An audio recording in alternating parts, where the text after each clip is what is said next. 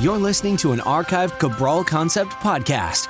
After listening to this show, check out the most up-to-date podcasts available at stephencabral.com/podcasts or search directly on iTunes. And now, welcome to the Cabral Concept, where board-certified naturopath and integrative health practitioner Dr. Stephen Cabral shares how he was diagnosed at the age of 17 with a life-altering illness and given no hope for recovery. It was only after studying and traveling all over the world did he discover how to combine ancient Ayurvedic healing practices with state-of-the-art naturopathic and functional medicine to fully rebalance the body and re-energize it with life. It's time to discover how to get well, lose weight, and finally feel alive again. And now, here's your host, Dr. Stephen Cabral. Hi everyone, and welcome back to the Cabral Concept. I'm glad you could join me here today for this Wellness and Weight Loss Wednesday, where we are going to be exploring another ancient-based principle that will help you live a longer and healthier life. This one coming from, again, the Okinawans. I love being able to study a lot of these ancient-based cultures, a lot of these ancient-based principles. One day, hopefully not too far in the future, I hope to be able to visit Okinawa and understand a little bit more about the culture there, and especially looking back to how it would have been just 100 years ago.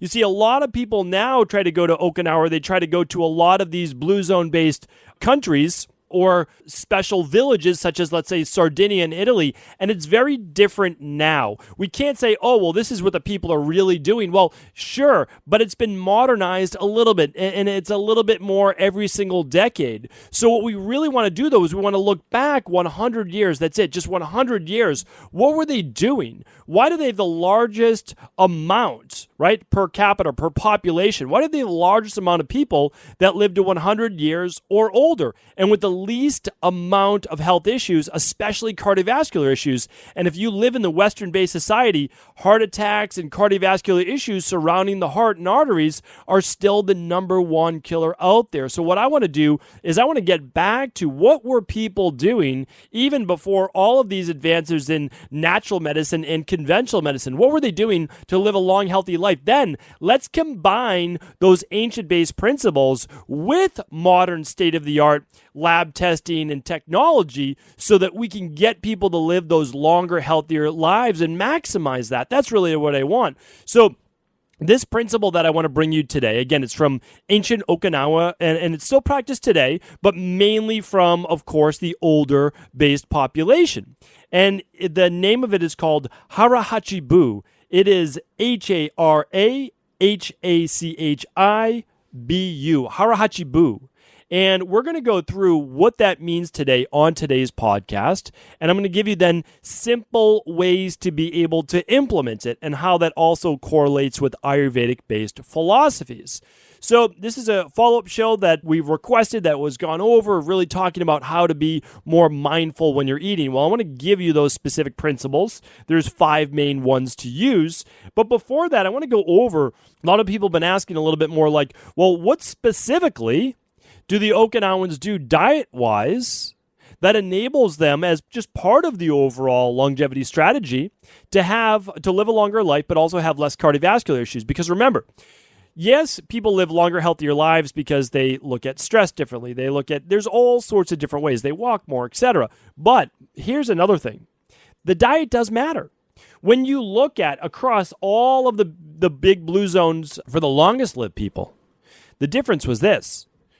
They ate more brightly colored fruits and vegetables. We're going to get into that. They also ate a lower amount of protein and a moderate amount of fat. So when we look at that, we say, okay, well, we can mimic that today. Like, that is not difficult for us to do.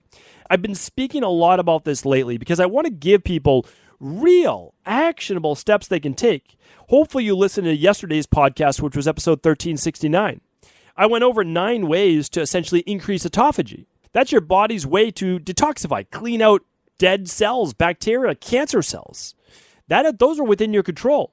But lowering protein is within that. Now, don't lower it too much. I'm not saying that. Remember, it's like in our Western-based mindset, like, okay, well, I won't eat any protein. Well, that's not what I'm saying either. Don't go overboard. Don't do too little, because then you'll start to become too catabolic. Yesterday's show will teach you about that. Today's show, episode 1370. I will link up everything that I talk about today on episode 1370. All right, you can just go to stephencabral.com/1370.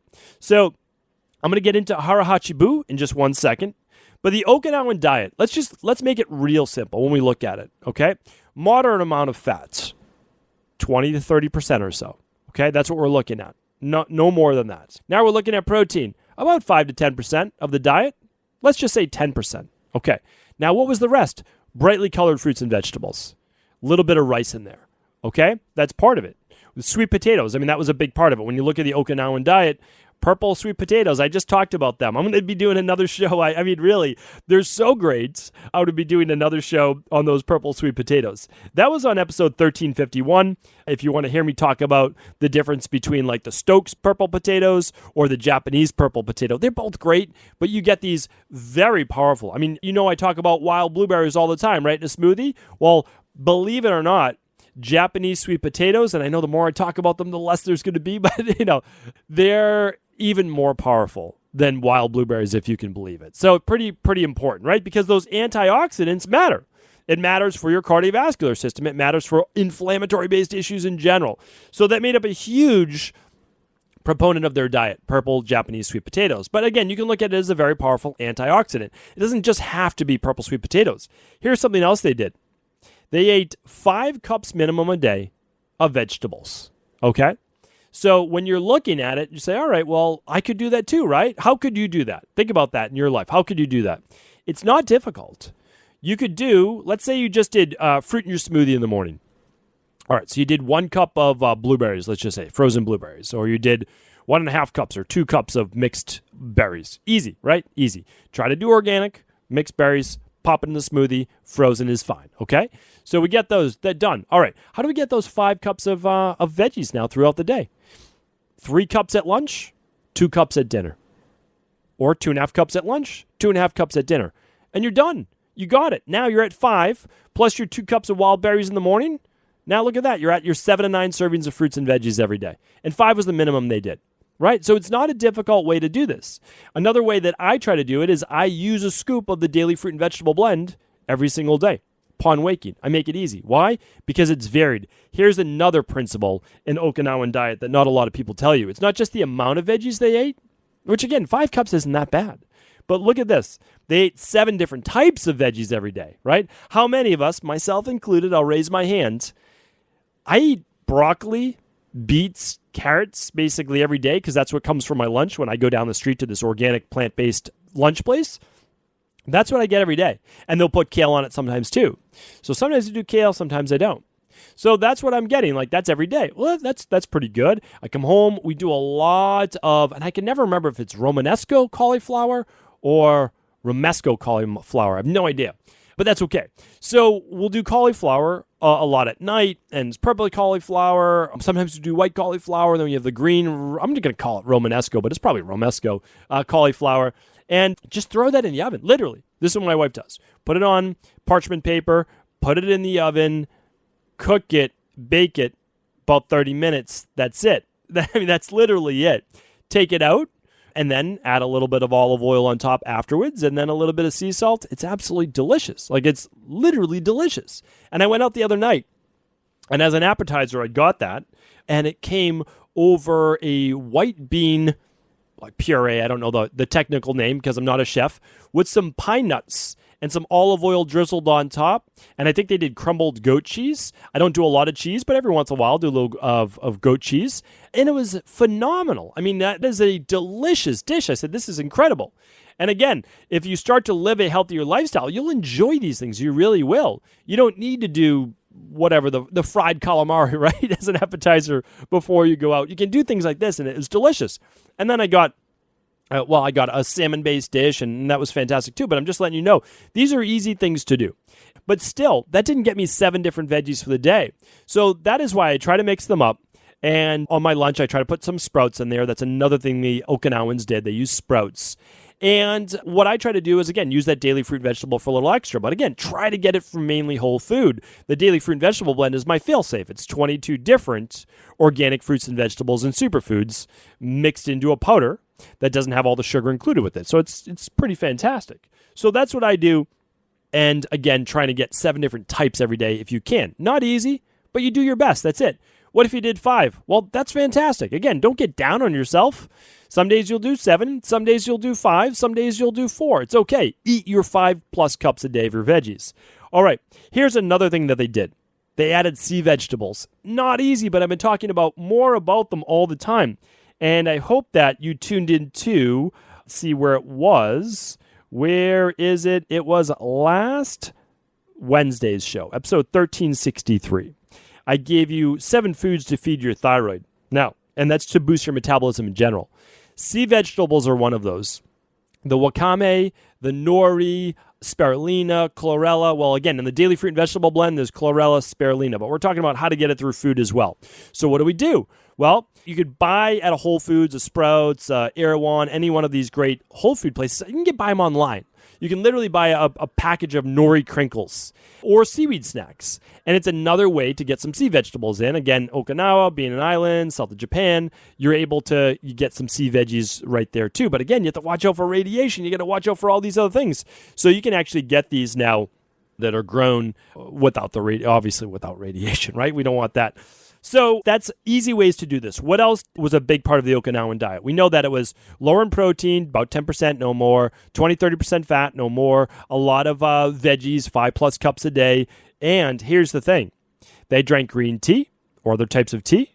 When they used sweeteners, there was cane sugar. Okay, it was a natural sugar, but it was still half of what the typical rest of the world uses. And it was only on occasion, right? And then here's what else they did. Their salt, their sodium, was 50% less at 7 grams a day versus 12 grams from mainland Japan. That's a big difference too. So they weren't adding all that extra salt, and hopefully when it was, I couldn't confirm this, it was sea salt, right? I'm hoping so. I'm assuming so.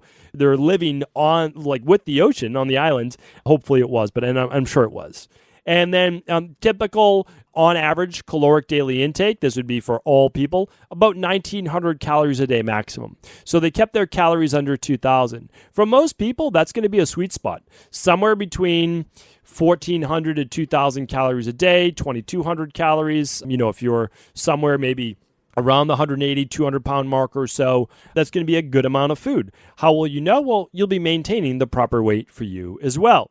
So those are some principles around the Okinawan diet. Again, I like to keep it simple. Eat brightly colored fruits and vegetables. Root vegetables count too, as those purple sweet potatoes, as the mainstay of your diet. Then you're going to eat some healthy fats as well. Maybe it's some olive oil. Maybe it's some nuts, whatever works well with your body, okay? Some avocado. Then what are we going to do? Okay, well, we're going to get some protein in. In Okinawa, they actually had some fermented tofu, some fermented miso. Again, I wouldn't go overboard on soy-based products, and I would definitely not do any GMO soy. I would look for organic, sprouted, so it cuts down on a lot of the phytates and things like that, even though I did a podcast that they're not that bad overall, right? But, again, especially for premenopausal women and for men, I don't think that we should be going overboard on soy. But remember, in an Okinawan-based diet, we're talking about a small handful of tofu, not the American diet where we cook this massive plate of tofu. No, that was not a part of their diet. Remember, small amount, okay? And a couple times a week, honestly, no big deal. Haven't seen it be a big deal in anybody's life, of course, unless you're sensitive to soy, and you can run an IgG food sensitivity test right at home for that. Okay, so that's that. Pretty simple, pretty straightforward. Now, what's the principle, though, surrounding this of Hara, Hachi, Bu? Well, Hara, Hachi, Bu says this. Here's the biggest difference. In our Western-based mindset, now remember, when I say Western, it's not just the United States. It's any industrialized Western-based civilization. Think pretty much all of Europe. Think Canada, the U.S. Think about Australia. I mean, all, okay? So here's what we do, though. In the U.S., we eat until we're full. That's it. We just keep eating and we're like, oh, I'm full. Okay, that was good. Here's what they did in ancient cultures all around the world. Not just Japan, but Japan, they have an actual term for it. So the difference with a lot of the Okinawan culture is they actually prized longevity. They expected to live a long, healthy life. I mean, I talked about that a little bit on Monday's show as well. Expectancy, right? Expectancy. Normalizing it. You need to normalize this. I expect to live a long, healthy life. I personally expect to live a long, healthy life. That's it. You have to expect that. Now, but you have to also follow those principles, right? So they actually created principles for this. Hara, Hachi, Bu is this. You don't stop eating when you're full. You stop eating when you're no longer hungry. Now, you might say to yourself, because of the Western-based mindset, believe me, I have the same Western-based mindset, so I'm not saying you, I'm saying us. All right, us, together, us. We're like, it's the same thing. You stop eating when you're hungry. Well, that means you're full. No, it doesn't. It does not. When you stop eating when you're no longer hungry, you've stopped eating before you're full. You've eaten enough to be satiated, not full, not feeling like your stomach's fully expanded. You stopped eating when you're about 80% full. Hara, Hachi, Bu, stop eating when 80% full. Stop eating when you're no longer hungry. Not full. Full would be 100% or 110%, right, on Thanksgiving or something like that here in the U.S. You just expand your stomach. I do it as well on Thanksgiving. There's no doubt about that, right? But try to keep it to a holiday or two. So, that's the thing is, how do they do that, right? How do they stop eating when 80% full? It's not easy to do. We can't think about it. How? Well, we have to retrain our mind. That's really what it's about. Because our gut, if we listen, our gut, which is connected to the brain, it's called the gut-brain axis. It's literally connected through a nervous system. The gut-brain axis will tell you when you're 80% full. But here's what you need to do. There's 5 main principles. And I want to teach you those right now. They're not difficult. And I talked about them on our mindfulness eating-based podcast. I will try to embed that today. My team will embed that episode 1370, okay? So here's what we want to look at. I did a podcast on mindfulness and eating, and it was episode 1341, your 8-step guide to mindful eating. So if for whatever reason it's not embedded today at 1370, you can head on back to 1341, and you'll find an 8-step plan, all right? I'm just going to give you a couple today. They're not the same exact ones, but I wanted to bring you some that follow the principles of Hara, Hachi, Bu specifically. They ate slower. Eating slower is essentially the main principle. Here's why. When you eat slower, you give your gut, so your stomach, which is that's not the first part to your gut. Actually, your mouth, believe it or not, is, because you chew, the texture, believe it or not, sends signals to your stomach about what types of enzymes and how the digestion is going to take place. And believe it or not, touch in ancient times, because they ate with their hands, believe it or not, touching the food, the texture of the food would already start to signal what was going to be needed for digestion. I mean, it's pretty amazing. They taught that to me in Ayurveda, and that's why a lot of people still eat with their hands. Now, we would consider that barbaric, right? Well, maybe not, right? Maybe not. It was actually, once you got used to it, when I was over, I didn't do this all the time, but when that was the option, I was at one clinic in Trivandrum in Kerala in India, where when we had our staff meals, there were no utensils. We had a plate that we washed each time, and we had only the same 4 foods every single day for lunch. And we used our hands, and we used that to eat. And actually, it was kind of cool, right? I mean, like, it was fun. It was different. It's like, this is really strange. It's always strange in the beginning, but then it was kind of fun. And, you can try it on your own. We're always worried about judgment, right? But don't do it when you're out in public. That you'll certainly be under scrutiny there. But in your own home, it actually might be kind of fun. Just wash your hands, make sure they're clean, and you might give it a try. Anyway, that's not Hara, Hachi, Bu, but Hara, Hachi, Bu is this. It's eating slowly, and you can check out my podcast on mindful eating with that. The second one was this. Well, let me go back to the gut. So it takes about 15, 20 minutes to tell your stomach to signal as it starts to expand your brain, hey, we're getting full here, right? We're getting full. The next thing is this. Focus on your food, right? So think about what you're doing at the task. As the task, and that's eating. That's why, please, don't try to multitask when you're eating. It's going to cause poor digestion. So if you have any type of bloating issues, any type of acid reflux issues, chew your food well. Again, I talk more about that on the Mindfulness podcast. And what I'd like you to do is focus just on eating. It's probably only going to be for 15, 20 minutes maximum. Focus on your food. Number 3 is this. Use your smaller plate. I talk about this all the time, but there's actual studies around this. Using a 9-inch plate versus a 12-inch plate makes a huge difference. Because if you fill the 9-inch plate with food and put the same amount of food in that 9-inch plate, it fills it, versus a 12-inch plate, which doesn't fill the whole plate, it doesn't tell your mind that you're eating enough food. But if you fill a plate, right? So get a small plate and fill it. Oh, you're like, look at all this food. It's abundance, right? You have to trick the mind. The other one is this. Use a taller, narrower glass. It looks like a big glass, but it's actually just tall and narrow. Makes you think you're drinking more of whatever fluid it is, because you don't want to be drinking too much with your meals. It weakens digestion. But let's even say you're doing alcohol. If you're drinking alcohol, maybe drink it out of a taller, thinner glass, not as much, right? Think about that. It's one thing that they use as well over as one of those ancient-based principles. And the last one is this, and it's called Moai, and I really like this. It's your social support system. It's your closest friends. So an interesting study came out that showed those with 3 to 4, not 100, because you can't maintain 100 great relationships, but those with 3 to 4 close friendships where they felt that those friends cared for them and they equally cared for those friends, those people were always there for them when they needed them, those 3 to 4 friendships increased longevity by about 22% versus those that did not feel they had any close relationships. Really interesting. Well, a couple times a week, wouldn't it be nice to go out with that social support network and have a meal with them? So sharing a meal with family or close friends, and again, family could count as part of the Moai, in a relaxed environment. So you're eating, you're relaxed, you're enjoying the company of others. Now, if you look at the Blue Zones, that's what they did. They had their community, they had their tribe. In Sardinia, in Italy, same thing. When you look across the world, they had their community, their small tribe, and they could reach out to those people that almost act as like a second family, those 3 or 4 close relationships. So you want to look at that and sharing a couple meals with them as well.